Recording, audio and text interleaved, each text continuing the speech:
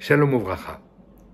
Inematov ou Manaïm, comme il est bon et comme il est agréable, Shevet Achim Gam Yachad, d'être assis comme des frères, ou de voir des frères assis, Gam Yachad, tous ensemble.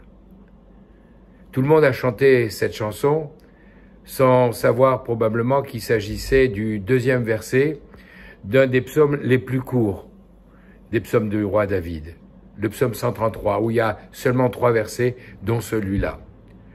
Mais probablement, la plupart de ceux qui m'écoutent ignorent que les frères dont on parle, ce sont Moshe Rabbeinu, notre maître Moïse, et son frère Aaron, qui sont étroitement associés tout au long de la Torah à partir du livre de Shemot, mais plus particulièrement dans les 2 parachiotes, Vaera et Bo, où sont décrites les 7 plus 3, les 10 plaies d'Égypte qui vont conduire à la sortie vers la liberté. Et il se trouve qu'ils sont tellement associés que, au chapitre 6, verset 26, la Torah nous disait, lorsqu'on nous décrivait la généalogie de ces 2 frères, ou Aaron ou Moshe, il s'agit de Aaron et de Moshe, à qui Dieu a dit, faites sortir les enfants d'Israël du pays d'Égypte avec toutes leurs armées. Emad Medaberim el Paro, c'est eux qui parlaient à Pharaon, le roi d'Égypte, pour faire sortir les enfants d'Israël, ou Moshe et Aaron, et ce verset termine par c'est Moshe et Aaron. Et donc, les commentateurs et Raché en tête remarquent qu'on commence le verset par ou Aaron ou Moshe, il s'agit d'Aaron et de Moshe, on termine par ou Moshe et Aaron, et c'est Moshe et Aaron, dans un sens plus dans l'autre, pour nous dire qu'effectivement, les 2 frères sont équivalents. Ce qui est d'ailleurs surprenant, parce que la Torah terminera par ce verset célèbre, « Velokam navi od be'Israël ke Moshe od ». Aucun autre homme ne se lèvera comme prophète aussi grand que Moshe Rabbeinu. Donc, forcément, Aaron n'est pas équivalent. Et d'ailleurs, j'ai entendu récemment du professeur Rivlin le commentaire suivant. Le Mishkan, ce tabernacle qui va être construit dans le désert comme étant la résidence de Akadosh Baruch Hu, Mishkan, symbolise par ses lettres les différentes missions de ces 2 guides. Mem, Shin, Kaf, Nun. Mem, Meler. Moshe Rabbeinu était le roi. Shin, Shofet, le juge, celui qui a transmis la loi et qui était chargé de l'appliquer et de juger les enfants d'Israël. Kaf, Kohen, ça sera la fonction de Aaron, le Kohen Gadol, le grand prêtre. Et enfin, Nun, Navi, le prophète. Mishkan symbolise ces 4 grandes fonctions qui sont les dirigeants du peuple juif. Et Moshe Rabbeinu dans le désert a assumé 3 des fonctions et Aaron une seule. Et pourtant, on nous dit qu'ils sont équivalents. Comment comprendre ça? Et comment comprendre d'ailleurs que Pharaon ait accepté de parler en même temps à Moshe et à Aaron? Il aurait très bien pu leur dire, mais mettez-vous d'accord, il y en a un qui va représenter le peuple juif, j'ai pas besoin de vous 2. Pourquoi l'a-t-il accepté et pourquoi était-il indispensable que ce soit le cas? Une des réponses peut être apportée au travers de ce commentaire du Midrash qui nous fait remarquer que dans la Torah, et comme dans le verset que je viens de lire, il y a à 18 reprises les noms de Moshe et de Aaron qui sont cités en même temps dans un même verset.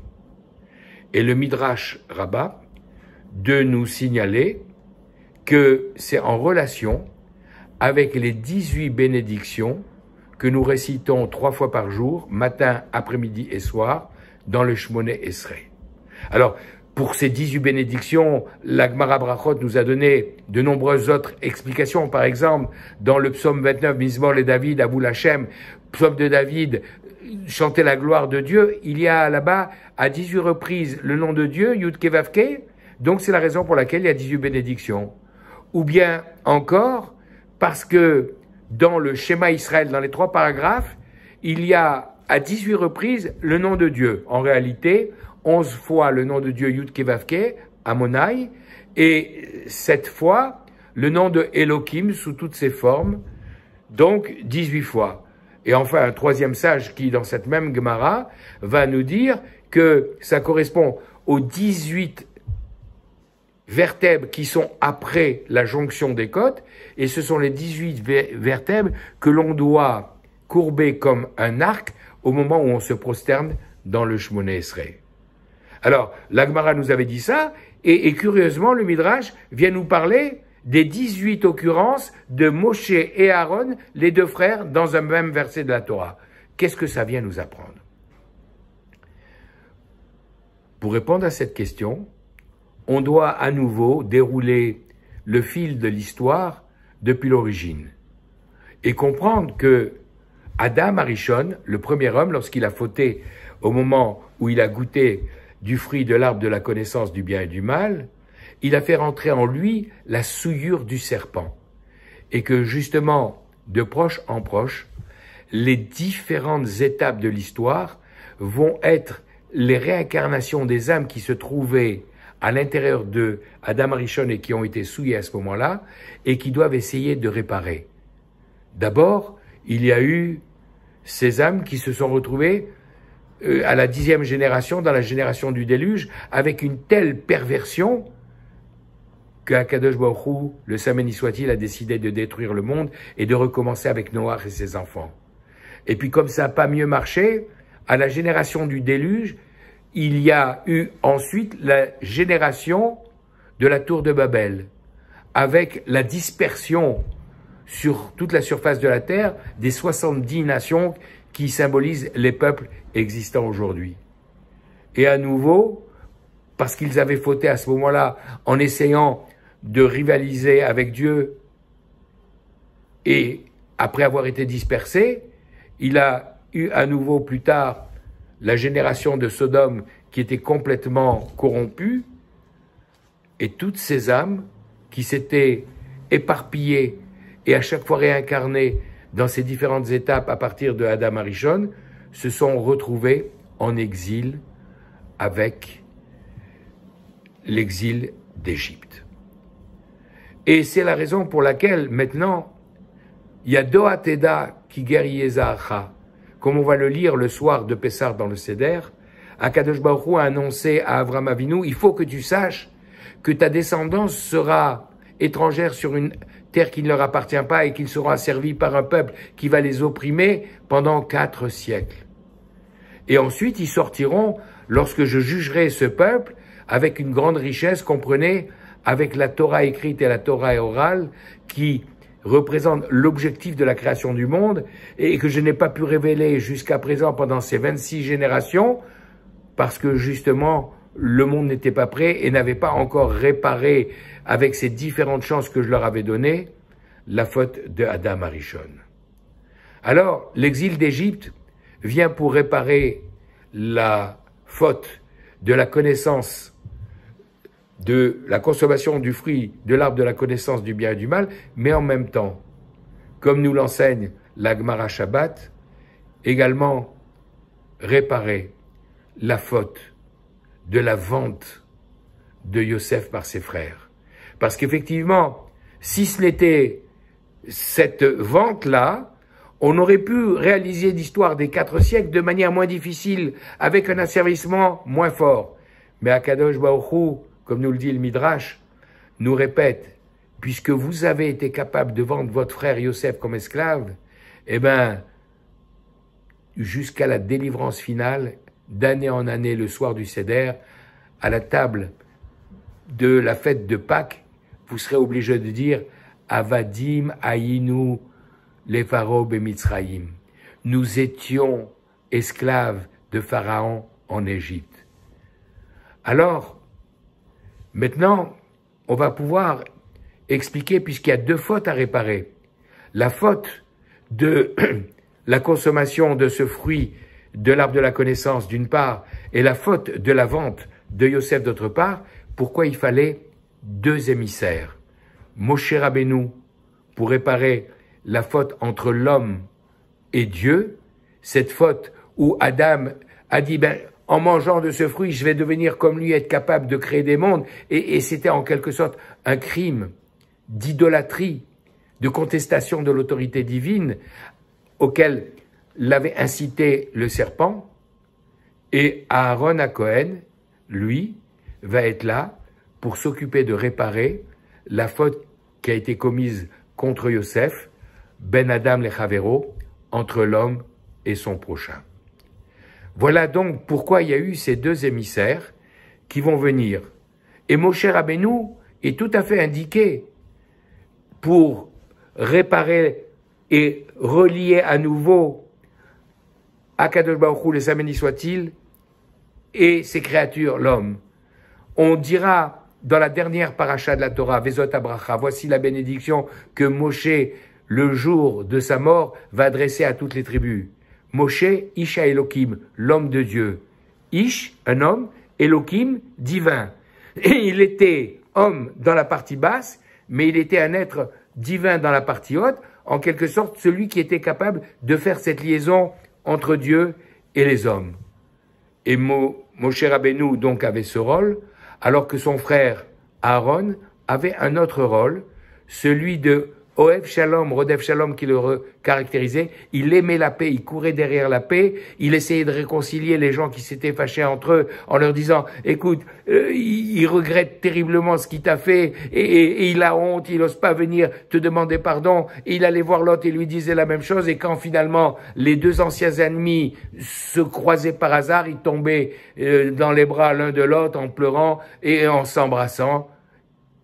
Aaron, c'était celui qui rétablissait la paix. Et c'est la raison pour laquelle il a mérité, lui et sa descendance, de réciter la Birkat Kohanim, la bénédiction pontificale qui se termine par le mot Shalom. Que Dieu te bénisse en t'accordant la paix. C'était un homme de paix. Alors, à partir de ce moment-là, on peut comprendre, puisque l'objectif de la sortie d'Égypte, c'était de recevoir la Torah sur le mont Sinaï, de comprendre pourquoi il fallait cette double préparation, cette double réparation et ces deux émissaires. Parce que dans cette Torah, symbolisée par les tables de la loi qui allaient nous être remises sur le mont Sinaï, il y a deux parties. Il y a d'une part les 5 premiers commandements, qui sont les relations entre l'homme et son créateur, entre l'homme et Dieu. Je suis l'Éternel, ton Dieu, qui t'ai fait sortir d'Égypte. Tu n'auras pas d'autre Dieu que moi. Tu n'invoqueras pas mon nom en vain. Souviens-toi du jour du Shabbat pour le sanctifier, parce que moi, Dieu, j'ai créé le monde en 6 jours et le 7e jour, j'ai cessé toute activité. Et même le 5e commandement, qui concerne le respect dû aux parents, au père et à la mère, c'est la relation avec Dieu puisque c'est le 3e associé à la création de l'individu. Alors que de l'autre côté, on aura les 5 commandements qui seront la base de la relation entre l'homme et son prochain. Tu ne tueras pas, tu ne voleras pas, tu ne commettras pas d'adultère, tu ne porteras pas de faux témoignages, tu ne convoiteras pas la maison de ton prochain. Et justement, si on se rappelle ce que j'ai dit au tout début à propos du commentaire de Rashi, ces deux parties sont équivalentes. Malheureusement, il y a des gens qui disent, bon, moi, les relations avec Dieu, je suis très pointilleux, je veux le servir dans le moindre détail, mais vis-à-vis des hommes, je me permets certaines libertés. D'autres qui font exactement le contraire en disant, moi, j'ai pas besoin d'aller prier, j'ai pas besoin de mettre les tefilines, j'ai pas besoin de manger kasher, je suis juif dans mon cœur. Mais moi, ce qui est important, c'est les relations avec les hommes. Je fais de la tzedaka, j'aide celui qui est en difficulté. Non. Les deux pôles sont équivalents. D'ailleurs, il y a 2 versets. Ve'afta et Hashem Elokecha. Tu aimeras l'Éternel ton Dieu. Qu'on récite matin et soir dans le schéma. Et un autre verset qui nous dit Ve'afta le'racha kamocha ani Hashem. Tu aimeras ton prochain comme toi-même. Je suis l'Éternel. Ces 2 versets, ces 2 groupes de mots que je viens de citer ont exactement la même valeur numérique, 907, pour dire qu'ils sont équivalents. On ne peut pas privilégier l'un au détriment de l'autre. D'ailleurs, quand on nous dit que Dieu a remis à Moshe Rabbeinu l'étape de la loi, on nous dit Luchot Avanim, l'étape de pierre, mais le Luchot écrit sans vav comme si c'était au singulier, pour nous dire, comme s'il n'y en avait qu'une, elles sont toutes les deux équivalentes. Alors à partir de ce moment-là, on doit essayer maintenant d'expliquer, puisque ils sont tous les deux équivalents, puisqu'ils sont là pour réparer les fautes commises vis-à-vis de Dieu comme les fautes commises vis-à-vis de l'homme, quel est le rapport avec les 18 bénédictions de la Hamida? En réalité, avant de demander nos besoins à Kadosh Baruch Hu, en lui disant « Donne-nous la sagesse, donne-nous la santé, donne-nous la parnassa, reconstruis Jérusalem, reconstruis le Beth Amikdash », avant de lui présenter nos demandes, nous devons d'abord faire teshuva, nous repentir, corriger ce que nous avons pu abîmer dans les deux domaines, aussi bien dans nos relations entre l'homme et Dieu que dans nos relations entre l'homme et son prochain. Et c'est la raison pour laquelle les sages nous demandent, avant de faire la Hamida, de faire 3 pas en arrière, de prendre du recul, de faire notre bilan d'introspection et de faire teshuva, de dire « je vais corriger ce qui doit l'être ». Et à ce moment-là, de refaire 3 pas en avant, parce que celui qui fait teshuva, il est capable d'aller jusqu'au trône divin. Et à ce moment-là, on nous dit « attention, pour cette prière que tu vas faire à Abbas, les yeux fermés si tu la connais par cœur, ou les yeux fixés sur le sidour si tu es obligé de suivre dans les mots sur le livre, tu dois impérativement avoir les 2 pieds joints. Pourquoi? Parce que comme nous le dit le prophète, c'est ainsi qu'il a vu les anges, Regel Yeshara, avec un pied droit unique, avec Yeshara qui a la valeur numérique d'ailleurs de 515, la même valeur numérique que le mot Tefila, prière, symbolisant les 515 valeurs numériques du mot Vaetranan, la prière que Moshe Rabbeinu a fait en son temps pour essayer de rentrer en Israël. Et donc, si on est là avec les 2 pieds joints pour ressembler aux anges, c'est également en rapport avec Moshe et Aaron. Nous savons que dans la Soukha, nous recevons les 7 Ushpizin, les 7 invités, Abraham, Yitzhak, Yaakov, Moshe, Aaron, Yosef et David. Les 7 bergers du peuple juif, qui correspondent en fait aux 7 séphirotes, aux 7 attributs de Akadosh Baruch Hu, qui sont Chesed, la bonté, Gvura, la puissance, Tiferet, l'harmonie, Netzach, la permanence, la victoire, Od, la majesté, Yesod, le fondement, et Malchut, la royauté. Et chacune est associée. Chesed à Abraham, la bonté à Abraham, la puissance à Yitzhak, et ainsi de suite. Et pour Moshe et Aaron, c'est Netzach, la victoire d'une part, l'éternité d'une part, et la majesté qui était représentée par l'habit splendide du Kohen Gadol pour Aaron. Et on sait également, comme nous l'apprend le Patach Eliyahu, le texte d'introduction à la prière avant chaque office, que dans l'être spirituel auquel nous devons essayer de ressembler, ces sphirotes sont associés aux différents membres. Le bras droit, c'est la bonté. Le bras gauche, c'est la puissance. Les jambes, la jambe droite, c'est Netzach, Moshe. La jambe gauche, c'est Aaron, la majesté. Et donc, on doit relier ces 2 jambes, ces 2 supports, symbolisant la relation entre l'homme et Dieu, et la relation entre l'homme et son prochain, les réunir pour montrer qu'elles sont absolument équivalentes, d'un même poids, pour pouvoir présenter notre prière à Akadosh Baruch Hu. Face que par le mérite de ces paroles de Torah, nous méritions rapidement de voir le libérateur venir nous annoncer la Géoula, la délivrance, avec la protection pour tous les enfants d'Israël là où ils se trouvent, et en particulier nos soldats qui sont engagés dans les combats, la libération des otages et la guérison de tous ces blessés qui, malheureusement trop nombreux, ont été touchés dans leur chair, dans leur corps, pendant les combats qui ont eu lieu depuis le jour de Simchat Torah. Shabbat Shalom Vechol Tov.